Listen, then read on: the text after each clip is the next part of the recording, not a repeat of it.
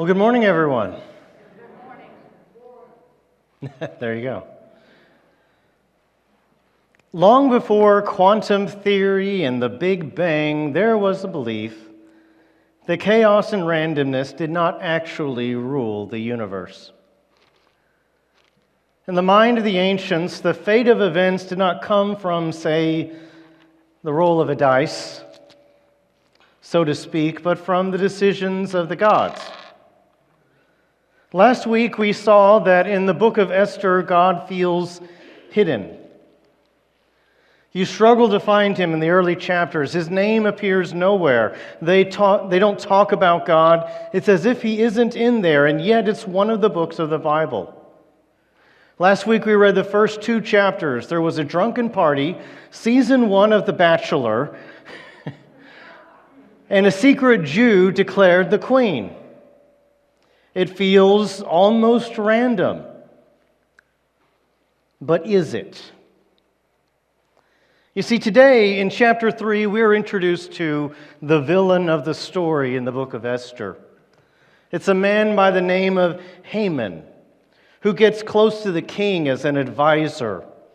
He is either very talented or fabulously wealthy, and possibly both. But he has Xerxes' attention and Xerxes' honor.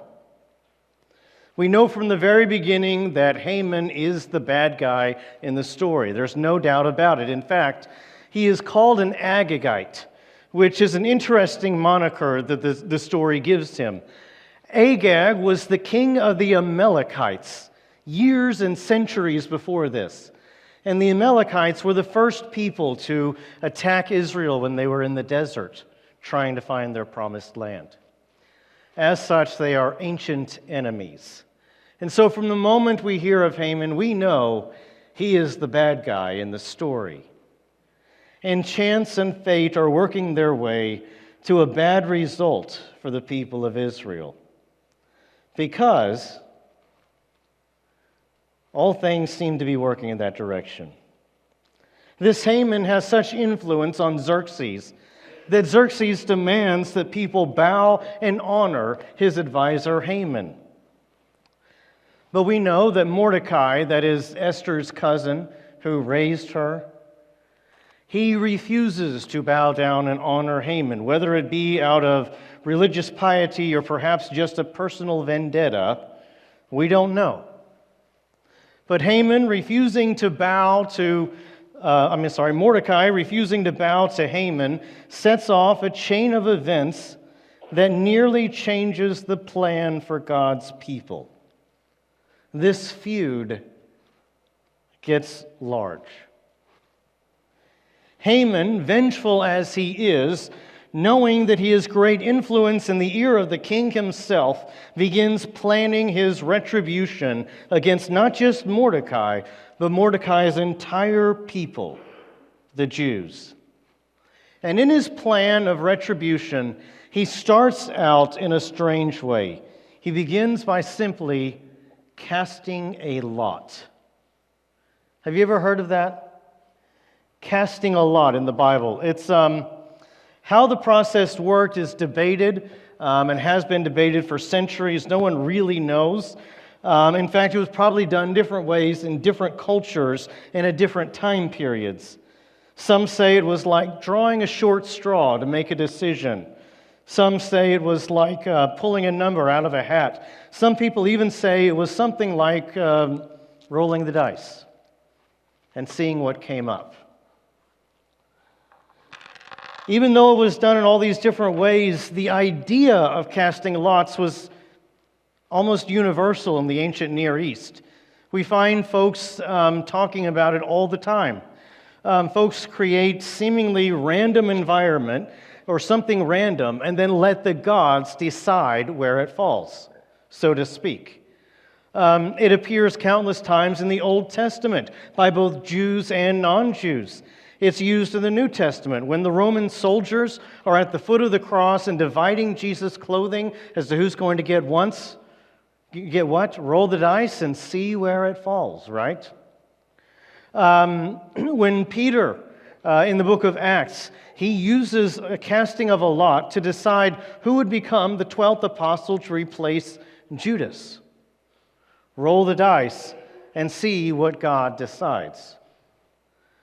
This idea is all over the ancient Near East, Jews and non-Jews alike. And however it worked, it was this idea that you could, in fact, leave something to chance, and in it, the voice of the gods would speak. Fate would be determined, and things would happen.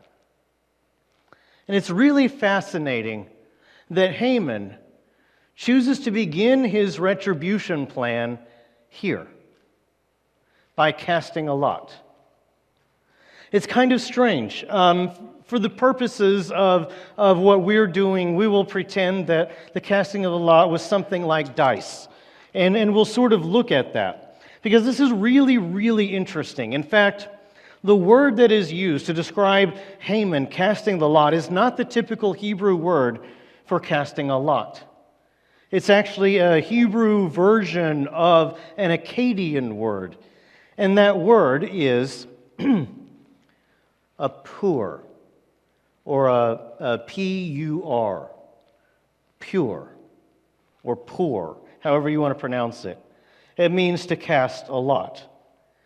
And this moment at which Haman sits down and takes, we'll say, the dice in his hand and casts his lot, his pur, becomes, and I cannot stress this enough, the primary symbol of the book of Esther itself. It's much more important than you think when you first read it. Because this pur is going to determine a day, and that day is going to change everything. So Haman grabs his dice, he rolls them around in his hand, and he says, okay, I need a month. 12 months in the Jewish calendar, or in the old calendars, I should say. Let's cast it and see. Okay. All right, it'll be on the 12th month, the month of Adar. Good, we have a month. Now let's determine a day. Let's see. Roll the dice, cast the lot. The 13th day of the 12th month, the month of Adar.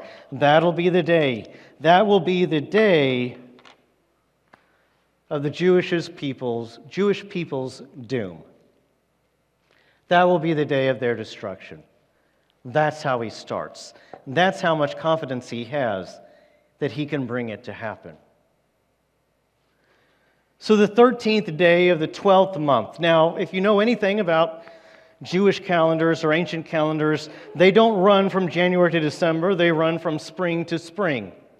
And the 12th month is toward the end of the year, so it'd be early spring. If you're wanting to kind of understand where it goes in the year, it's actually really close to right now.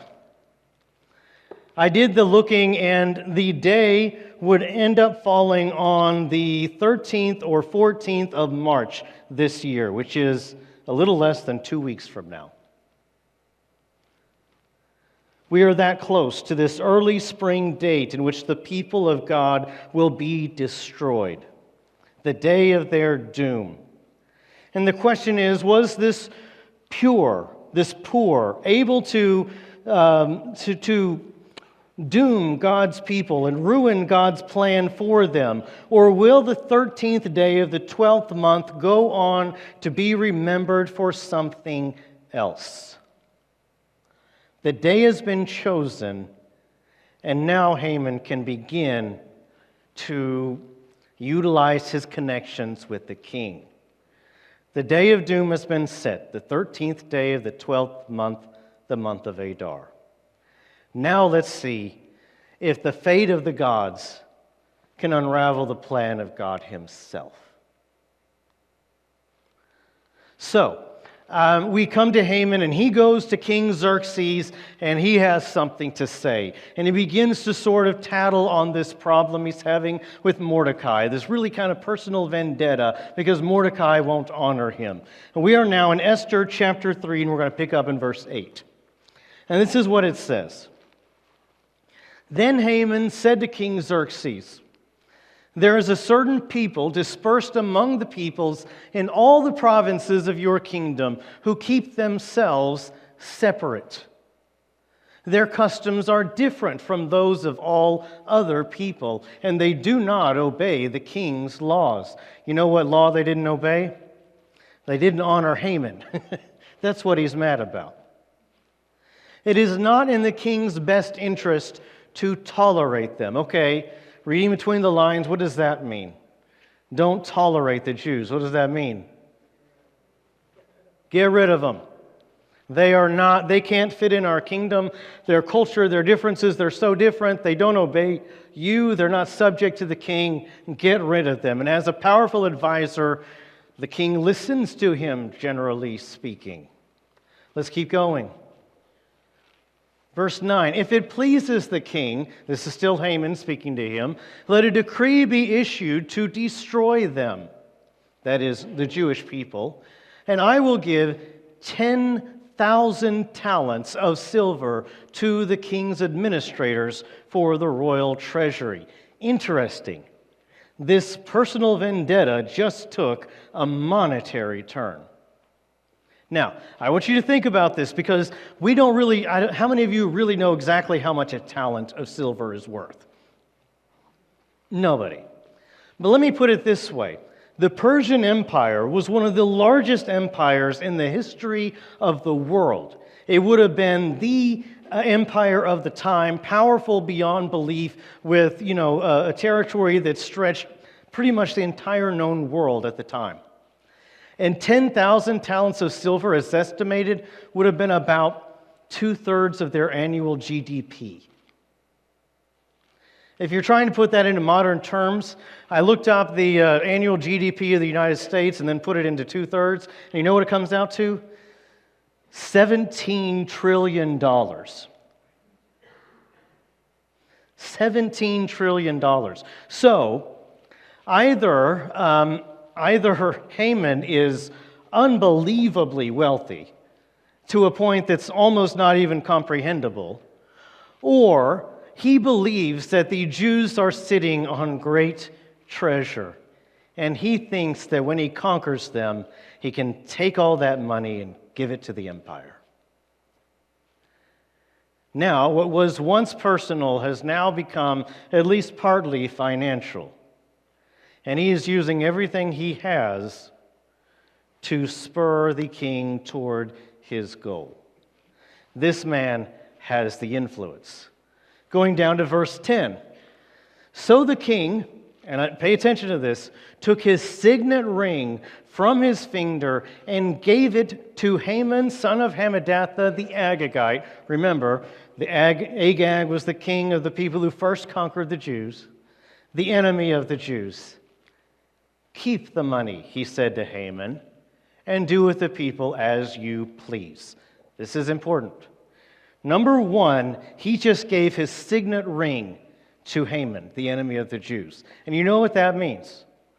Back in the ancient days, they had a ring, and anytime they wrote a document that was official and you wanted to know it was right, you made a little wax impression, put the ring on it, and that signified that this came from the source, and in this case, that source is the king himself. So if anyone has the king's ring, they can send out anything they want to, and it has the authority of what? The king himself. The king hands him his ring and says, do what you want on my authority.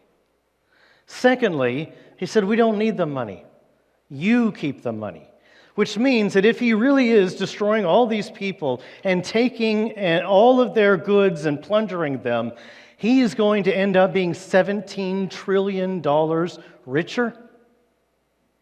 This is unbelievable. This is over the top. What a story this is, right? And so you have Haman at the possibility of great wealth beyond what he already had, already having the king's side now as the king's ring, and everything is set up, and it looks like, it certainly appears that the roll of the dice has worked out in Haman's favor. The day of the Jews' doom has been dealt. And in the end, all the pieces have come together. And ultimately, this is going to be a bad, bad thing. I want to give you a couple of other little things you need to know. One, we are told that the lot was cast in the first month of the year, and it fell on the last month of the year. So we've got about a year's time before the day of doom comes, right? Keep that in mind. Secondly, this is not an instant process. They have to write up these laws, these declarations. They have to translate them into multiple languages because Persia covers everything from like India to Portugal to almost China, okay? They've got to translate in multiple languages, send it out, pass the word on. And by the way, just so you understand, Haman is not raising an army. The way this law works is they are declaring a purge. Okay. I'm not going to ask because it's not appropriate. Has anyone heard or seen the movie The Purge? A couple of you admitted it. Okay.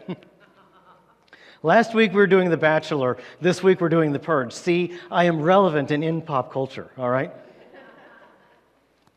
The purge was the idea that they would declare one day a year and no laws would apply and all this violence would happen. It's a crazy, weird premise for a movie. But it does kind of relate to this because on the day of doom, the 13th day of the 12th month, the idea was not to enlist an army, but to let the people do it themselves.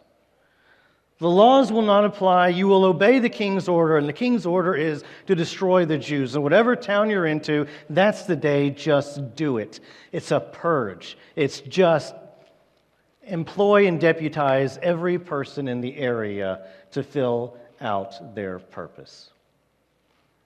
It's kind of sad and kind of crazy and kind of wild, but that is the way that they do it. Okay. So the lot has been cast. The pour has been rolled. They've come up with a day of doom. The Jews are in danger. The people are being enlisted to destroy them. All is not going well. And now the question arises, what about our heroes? What do they do? Well, Mordecai, for one, goes into ritual mourning.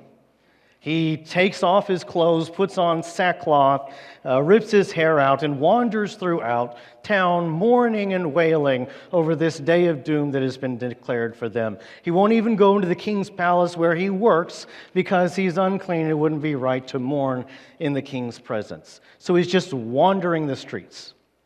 Now, this is probably not unusual. There are probably a number of Jews who did the very same thing. But I do wonder if Mordecai is feeling a little guilt for having started up this feud with Haman, or maybe not. I don't know.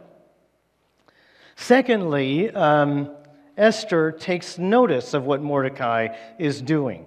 She can't talk to him because he's not coming close enough, but she hears about him. Perhaps she can see him out a window. I don't really know. But she's now curious what in the world is going on with Mordecai. And so they start sending messengers back and forth between Esther and her cousin Mordecai, where eventually Esther ends up with some understanding of what's happening. Important to know that Xerxes does not know Esther's Jewish background. Now, so what ends up happening is that Mordecai tells Esther, or sends a messenger to tell Esther about this, and basically Mordecai begs her to go before the king and beg for mercy. Sounds like a plan, right? At this point, Esther sends a messenger back to explain to Mordecai how things work in the palace. And essentially, she narrates what is the ultimate dilemma of the book. So let's go ahead and read it. We're now down to chapter 4 and verse 9. The servant, his name was Hathach. Hathach went back and reported to Esther what Mordecai had said. And then she instructed him to say to Mordecai. And here's where she narrates what is ultimately the dilemma. And she explains to him this: all the king's officials and the people of the royal provinces know that for any man or woman who approaches the king in the inner court without being summoned, the king has but one law, that they be put to death. It's not okay to go to an unscheduled appointment with the king. You walk in there and you die. With one exception, unless the king extends the gold scepter to them and spares their lives. Now, does this apply to the wife of the king, the queen herself? Yes, it does. And Queen Esther knows this. By the way, what happened to the last queen who disobeyed him? Didn't go well for her. Unless the king extends the gold scepter to them and spares their lives. But, and she points out, 30 days have passed since I was called to go to the king. Here's what you need to know. I looked through at the dates. It has been 5 years since she was made queen. 5 years. Which means, and I hate to break this to you, but the honeymoon season is probably past. 5 years in. He may not be as enamored with her as he used to be. In fact, he hasn't called her to him in 30 days, and she doesn't know when he might call her again. Which would mean that the only way to get his attention would be to go in there and confront him, and the law says that what happens when you do that? You die. That is the central dilemma of the book. And she has to decide, okay, do I do this or not? I could probably get by, not reveal my background, let the Jewish people die, and move on. After all, I've got this great situation. Or should I risk things? And this is the dilemma that she is in. And helpfully and interestingly, Mordecai has a very fascinating response. After hearing this dilemma now narrated and explained, Mordecai sends another messenger back to her. Remember, this is basically passing notes in class. And he says this: when Esther's words were reported to Mordecai, he sent back this answer: do not think that because you are in the king's house, that you alone of all the Jews will escape. It makes sense, but don't think it, okay? Plus, you might get caught. You don't know. Verse 14, for if you remain silent at this time, relief and deliverance for the Jews will what? Arise from another place. But you and your father's family will perish. And who knows, but that you have come to your royal position for such a time as this. What do you think about that? First of all, it displays an incredible amount of faith. He says, listen, I know that they think that the roll of the dice is ultimately going to fall against the Jews and that the Jews will be destroyed. And you may think that you don't have to do anything with this, and you're right. Because if you don't do anything with this, you know what? You know who controls the roll of the dice? God himself. And that day of doom will be turned into a day of victory, whether you are a part of this or not. That is actually a great amount of faith.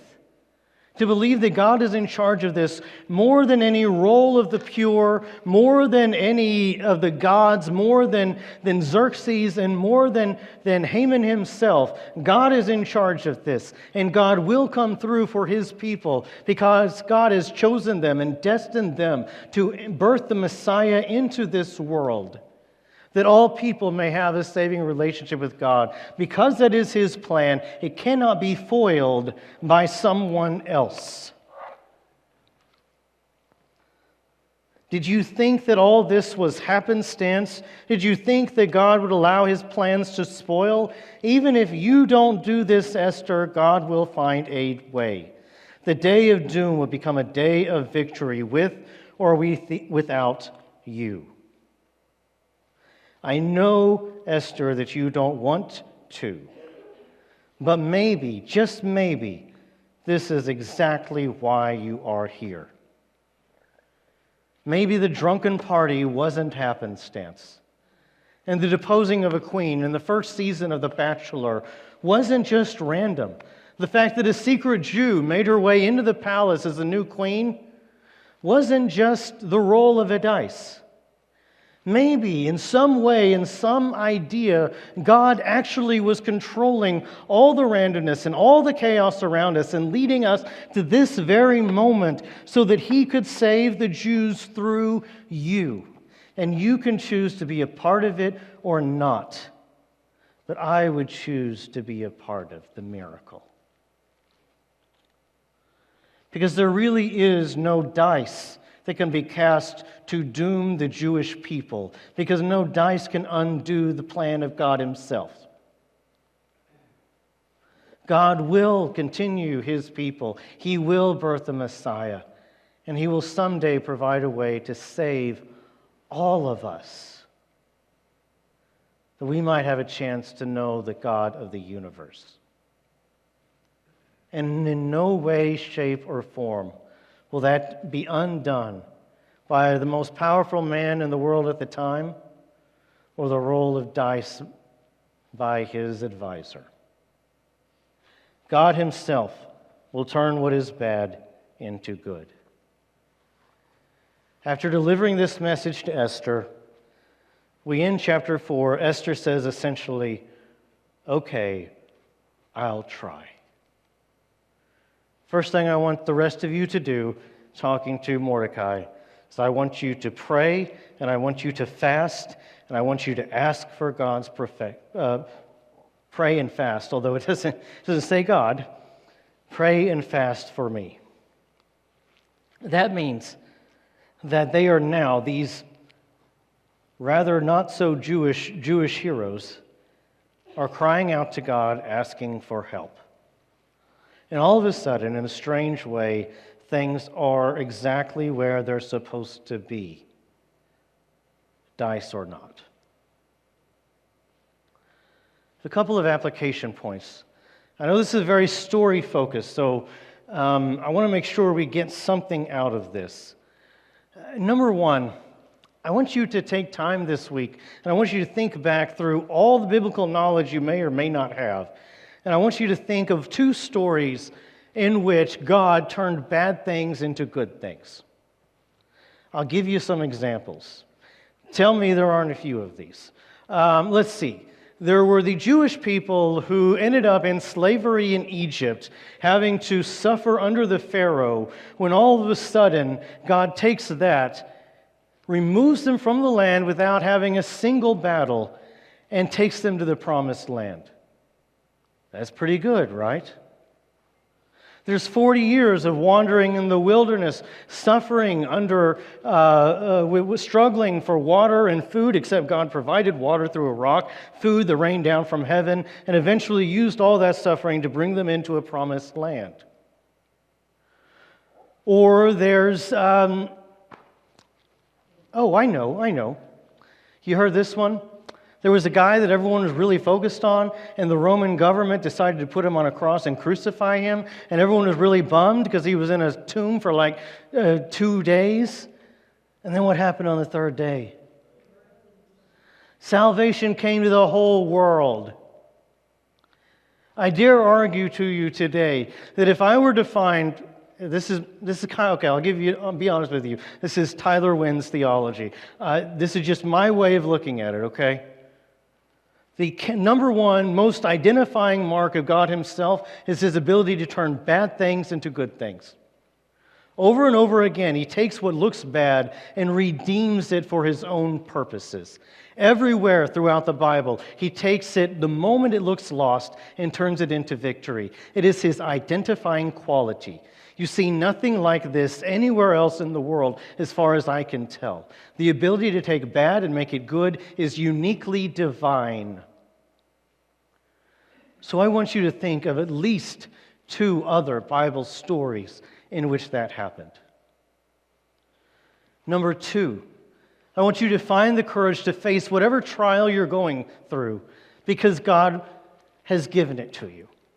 Not because you want it, not because you want to risk your life for whatever purpose, but because you are in this place, and for whatever reason the roll of the dice has led you right here, acknowledge that for whatever reason God can use you from where you are, and accept it and find the courage to face the trial that God has given you. Whatever it is, and I don't know what's going on in your life, I don't know what's happening, but I do know that wherever you are, God wants to redeem it. Find the courage to live it, to breathe it, and to go through it. Because God, to use another Bible story, is in the fire with you. And the last thing I want to say is if you're wondering whether or not you really want to go through it, I want you to choose to be a part of the miracle. Apparently, Esther could have turned this down. She could have chosen not to be a part of it. And if what Haman is saying is, not Haman, Mordecai says is true, God would have still saved the Jews, and I believe that. But then we wouldn't be talking about Esther, would we? Esther wouldn't be this beautiful example. And we'd have some other hero.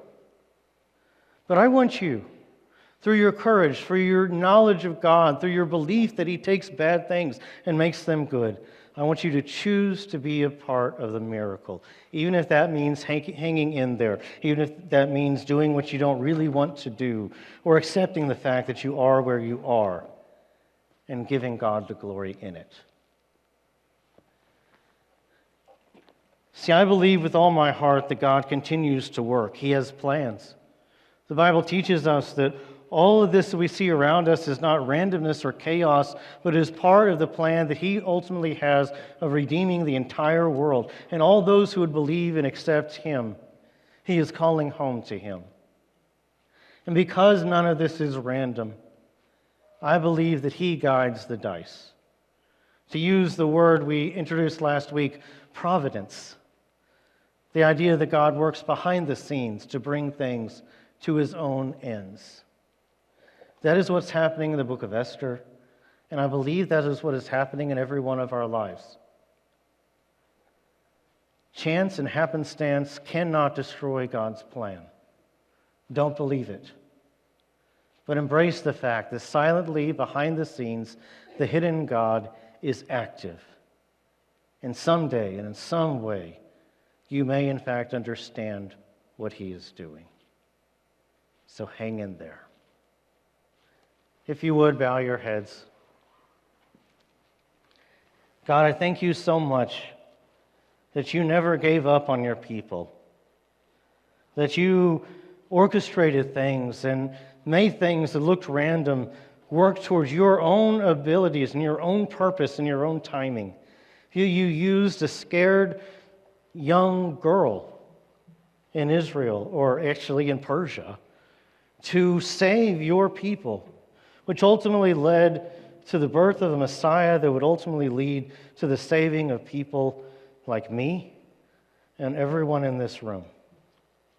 God, we are here because You are faithful. We give You the praise for that. And I ask that when we look around us and wonder whether or not all this is random or You are even involved in it, that we will remember the story of Esther and know and believe in our heart that You are. For who knows, perhaps we are here in this place going through this very thing for such a time as this. Lord, You are good, and we give You Your praise, and we ask, Lord, that You will help us to be as faithful as You are. It's in Your Son's name we pray. Amen.